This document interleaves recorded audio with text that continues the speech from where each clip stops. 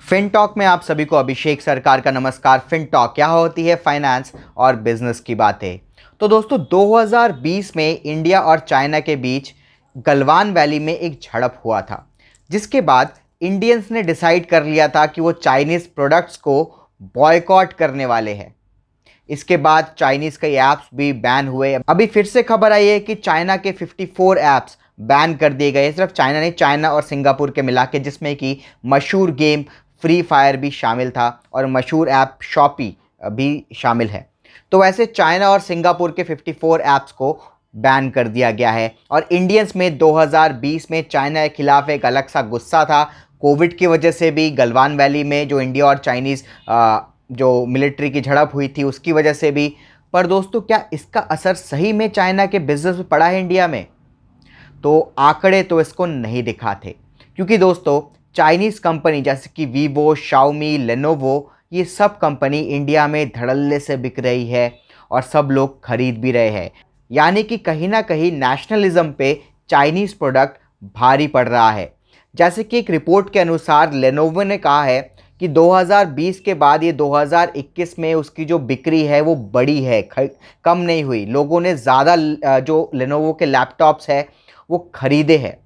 Xiaomi ने बोला है हाँ, हमको 6% गिरावट हुआ है, पर वो इस वजह से नहीं कि लोगों ने बॉयकॉट करना स्टार्ट कर दिया या ख़रीदना बंद कर दिया। वो इस वजह से हुआ है कि कोविड की वजह से हमें पार्ट्स नहीं मिल पाए, तो मैन्युफैक्चरिंग थोड़ी स्लो हो गई, जिसकी वजह से 6% का गिरावट हुआ है। वहीं पे दोस्तों वीवो ने बोला है कि खाली 1% का गिरावट हुआ है, इसी की वजह से, क्योंकि पार्ट्स नहीं मिल पा रहे थे मैन्युफैक्चरिंग के लिए। तो क्या दोस्तों ये चाइना के बॉयकॉट का कोई असर नहीं हुआ? थोड़ा बहुत हुआ होगा, मैं मानता हूँ, ऐप्स वगैरह में थोड़ा बहुत बैन हुआ होगा। और चाइना से जो पहले जितने धड़ल्ले से माल आता था, अब उतने धड़ल्ले से माल नहीं आ रहा है। और एक और चीज़ है कि इंडिया में भी इनोवेशन स्टार्ट हो गया है। इंडिया में भी कई सारे नए नए प्रोडक्ट्स इंडियंस द्वारा लॉन्च किए जा रहे हैं। चाइना की जितनी कंपनीज थी उन्होंने इंडिया में फैक्ट्रीज खोल ली है, जैसे कि ये वीवो, शाओमी, लेनोवो, सबकी फैक्ट्री इंडिया में है, वो इंडिया में ही मैन्युफैक्चर करते हैं। और अब दोस्तों हम लोग भी जब कुछ बाय करते हैं तो हम भी देखते हैं भाई ये मेड इन इंडिया है कि मेड इन चाइना है। और आजकल startup India, digital India, made in India, इनका बहुत ज़्यादा प्रचार भी हो रहा है। तो ये एक अच्छी बात है कि इंडिया में हमारे जो यूथ है वो इनोवेशन करे, नए नए प्रोडक्ट्स लेके आए, हम लोग चाइना को compete करें, चाइना को हम एक दिन हरा दे, तो बहुत ही बढ़िया होगा। चाइना में हम इनोवेशन, मैन्युफैक्चरिंग, सब में चाइना को पीछे छोड़ देंगे तो बढ़िया ही होगा। पर अभी के लिए जितने भी चाइनीज़ प्रोडक्ट्स है, चाइनीज़ कंपनीज़ है, ब्रांड्स है, बड़े बड़े ब्रांड्स हैं, वो अभी भी छाए हुए हैं, लोगों ने ख़रीदना बंद नहीं किया।